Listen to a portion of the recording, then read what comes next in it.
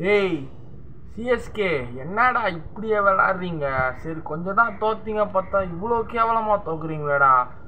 உங்களை நம்பி வர பலாயிரக்கணக்கான ஃபேன்ஸு பிளாக்லலாம் டிக்கெட் வாங்கி ஆன்லைனில் 10 சிஸ்டமெல்லாம் போட்டு உக்காந்து, ஒரு சில இடத்துல நான் நிறைய கேள்விப்பட்டேன், லைனாக 10 சிஸ்டம் இருக்குமாங்க. ஆன்லைனில் டிக்கெட் இவங்க லான்ச் பண்ணுவாங்கள்ல, சென்னை சூப்பர் கிங்ஸ் அஃபிஷியல் பேஜ்லேருந்து. இப்படி இவனுங்க டிக்கெட் புக்கிங்ஸ் ஓப்பன் பண்ணோன்னா டப்புன்னு 10 பேர் புக் பண்ணுவானா. அதை எதனா ஒரு சர்வர் ஃபாஸ்ட்டாக இருக்குமா, டப்புன்னு டிக்கெட் புக் பண்ணுவானுங்களா. விடுகாத்தால் எழுந்துடலாம் ஃபேன்ஸு. அப்படிலாம் புக் பண்ணி லக்கில் டிக்கெட்டில் உங்களை பார்க்க வராங்க. சப்போஸ் டிக்கெட்டே கிடைக்காதவன்லாம் பிளாக்கில் டிக்கெட் வாங்கி 2000 டிக்கெட்டை 10,000 ரூபாய்க்கு வாங்கி, 3000 டிக்கெட்டை 15,000 ரூபாய்க்கு வாங்கி, பெரிய டிக்கெட்டு 20,000 25,000 கிட்டத்தட்ட 30,000க்கு மேலே டிக்கெட்டு 30,000 அமௌண்ட் வரைக்கும் காசு கொடுத்து வாங்கி பார்க்குற மக்கள் இது வரைக்கும் இங்கே எவ்வளோ. நம்மளும் இதே சேப்பாக்கத்தில் தான் இருக்கோம். ட்ரிபிள் கேம் தான். என் வீட்டிலேருந்து ஒரு 4 தெருத்தடி தான் இந்த சேப்பாக்கம் ஸ்டேடியம் இருக்குது. எனக்கு போகணும் ஆசை தான். ஆனால் இந்த அளவுக்குலாம் செலவு பண்ணி பார்க்கணுன்னு இன்ட்ரெஸ்ட்லாம் இல்லை. அழகாக டிவியில் பார்த்தோமா, என் ஃப்ரெண்ட்ஸுங்களோட ஜாலியாக 10 பேர் கூட உட்காந்து டிவியில் அழகாக பார்த்தோமா, கலாய்ச்சோமா, அவ்வளோதான்.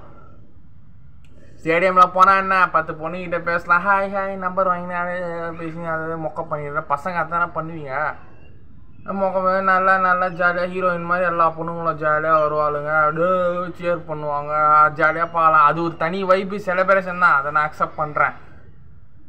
இப்படியாடா தோப்பீங்க டேய்? உங்களை நம்பி வர ஃபேன்ஸ் அவ்வளோ காசு செலவு பண்ணிட்டு வந்துருக்குறாங்க. 100 ரன்னு 3 மேட்ச் தோத்தீங்க. சரி இந்த மேட்ச் கேட்காராவது, சரி அதுவும் தலைவர் தோனி கேப்டன்சி மறுபடியும் ருத்ராஜ் கையை காலை உடச்சிங்கன்னு போயிட்டான். தலைவன் கேப்டன்சியில் வந்து பார்த்தா அந்த மனுஷன் மானத்தையும் வாங்குறீங்களா டேய்? 3 ஐசிசி வேர்ல்டு கப் வாங்கி கொடுத்த மனுஷன்டா. 1 டே கப்பு, T20 கப்பு 2007, 1 டே கப் 2011, சாம்பியன்ஸ் ட்ராஃபி. அந்த மனுஷனிங்கடா. நீங்கள் எவனா ஒருத்தன் தப்பு பண்ணால் கூட மேனேஜ்மெண்ட்டில் அந்த ஆளை தான்டா எல்லாம் இது பண்ணுறானுங்க. சரி, இந்த மனுஷன் எவ்வளோ ரெக்கார்ட்ஸ் பண்ணியிருக்கான்டா. நானும் ஆர்சிபி ஃபேன் தான், முன்னாள் சிஎஸ்கே ஃபேன், இப்போ ஆர்சிபிக்கு. இப்படி தோக்குறீங்களாடா? சத்தியமாக சிரிக்கவும் எனக்கு தோணலை. ஒரு சில டைமு ரொம்பவே கஷ்டமாக இருக்குது. நம்ம மேட்ச் பார்த்து போகலாம், ஆனால் இவ்வளோ காசு கொடுத்து செலவு பண்ணி மேட்ச் பார்க்க போகிறானே, அவனோட மனநலம்லாம் இப்படி கஷ்டப்படுறான்டா. எல்லா பசங்க சின்ன பசங்களாம் அழுகுறானுங்கடா வீட்டாண்டா வந்து கீழே. நேற்று நைட்டு மேட்ச் முடிச்சுட்டு போகும்போது லேடிஸுங்கெலாம் லைட்டாக ஏதோ கவலைப்படுறாங்கடா. கேர்ள்ஸ்லாம் கூட கொஞ்சம் மேட்ச் அவங்களுக்காக மக்களுக்காக விளையாடி ஜெயிங்க அடுத்த மேட்ச்சு. நீங்கள் குவாலிஃபை ஆகுறீங்களோ இல்லையோ, போன வருஷம் ஆர்சிபி எப்படி பண்ணாங்க அந்த மாதிரியாவது எதனா பண்ணுங்க. ஒரு நல்ல டீசெண்டான ரன் ரேட்டோட குவாலிஃபை ஆகுங்க. ஒரு திருப்தியாவது கொடுங்க. 5 டைம் கப்பு வாங்கினீங்க நீங்கள், ஓகேவா? ஆர்சிபி கூட அடிக்கலை. அவனுங்க இப்போ தான் வரானுங்க கொஞ்சம் கொஞ்சமாக, இனிமேல் வந்துடுவானுங்க உள்ள. சத்தியமாக ஒன்றுமே இல்லை, வேஸ்ட்டு. 62 டாட் பாலாங்க நேற்று. நல்ல வேலை நான் மேட்ச் லைவாக பார்க்கல. நல்ல வேலை நான் குட் பேட் அக்லி போயிட்டேன் நேற்று. நல்ல வேலை Good Bad Ugly first interval scene முடிச்சுட்டு நான் சத்தின் தேட்டர்லேருந்து சரி பாத்ரூமில் ரெஸ்ட் ரூம்லேருந்து ஃபோன் எடுத்து பார்க்குறேன். 85க்கு 9 விக்கெட்டு சிஎஸ்கே. ஆடி போயிட்டேன்.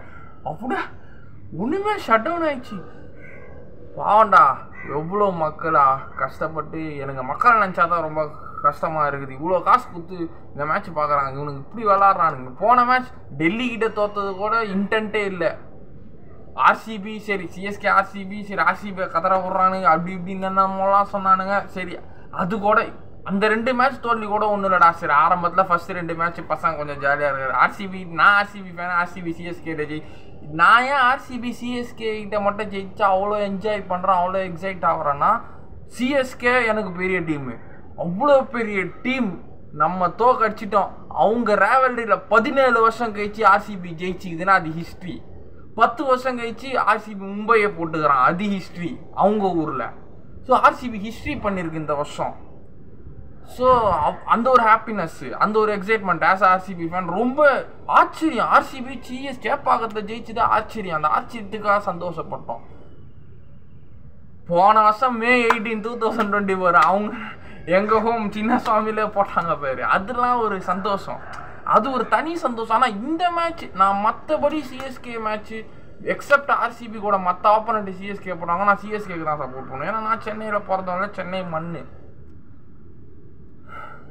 கேகேஆர்லாம் நம்ம எவ்வளோ கதரை விட்டு அமைச்சிருக்கோம் 2 வருஷம் 3 வருஷம் முன்னாடிலாம் சேப்பாக்கத்தில். ஆனால் நேற்று அவனுங்க நம்மளை கதரை வருண் சக்கரவர்த்தி வேற லெவலில் போட்டு மேட்சை முடிச்சிட்டான். ஒன்றுமே இல்லைங்க மேட்ச்சில். எனக்கு சிரிக்கவே முடியல இந்த வீடியோவில். அவ்வளோ கஷ்டமாக இருக்குது. இவ்வளோ கேவலமாக தோற்றுருக்கோமே. சென்னை மக்கள் இவ்வளோ காசு செலவு பண்ணி உங்களை பார்க்க வந்துருக்குறாங்க. அவங்களுக்கு இதுதான் நீங்கள் காட்டுற பரிசாக கேட்குறேன். 15,000 என்னோட 1 மாத சம்பளம். அது ஒரு டிக்கெட்டை பார்த்து வராங்க. என் ஃப்ரெண்டு கிட்ட நேற்று பார்த்துட்டு வந்து கேட்குறேன். ஒருத்தன் மும்பையிலேருந்து வந்துக்கிறான் இந்த மேட்சை பார்க்க. ஏன்னா அவனோட கேர்ள் ஃப்ரெண்டு வந்து மிகப்பெரிய தோனி ஃபேனா. இங்கே ரூம்லாம் போட்டு தங்கிக்கிறானுங்க. ரூம் போட்டு தங்கி மேட்ச் பார்க்க வந்துக்கிறானுங்க. அப்போனா பார்த்துக்கோங்க எந்த அளவுக்கு ஹார்ட் கோர் ஃபேன்ஸ். இப்பா ஒத்தனை கேட்டால் ஒடிசாலேருந்து வந்துக்கிறான்றான். அடுத்த மேட்ச் கொஞ்சமாக இன்னும் 3 மேட்ச் இருக்குது ஹோம் கிரவுண்டில். அடுத்தது பஞ்சாப் கூட இருக்குது, சன்ரைசர்ஸ் கூட இருக்குது. ஃபர்ஸ்ட் அடுத்து சன்ரைசர்ஸ் கூட தான். அடுத்ததுக்கப்புறம் Punjab, last match Rajasthan. 3 home ground match இருக்குது. 3த்துல கண்டிப்பாக 3மே ஜெயிக்கிற மாதிரி பாருங்கள். வேறு ஒன்றும் சொல்கிறதுக்கு இல்லை. ரொம்ப இப்படி ஆகிட்டீங்களேடா, முடிச்சு விட்டீங்க போக கூட இல்லை, இப்படி ஆகிட்டீங்க தான் இனிமேல். என்னடா இப்படி ஆகிட்டீங்களேடா, இவ்வளோ சப்பை ஆகிட்டீங்களேடா அப்படி தான் சொல்ல தோணுது. அந்த மனுஷன் இப்போ தான் தடவை இப்போ கேப்டன் அந்த ஆள் பேரையும் வாங்கிட்டீங்க. தோனியை மட்டும் குறை சொன்னால் பத்தாது. டீமில் யாருமே சரியாக விளையாடல, அவ்வளோதான்.